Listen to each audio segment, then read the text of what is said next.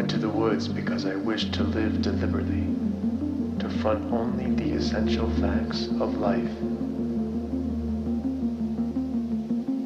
and see if I could not learn what it had to teach, and not, when I came to die, discover that I had not lived.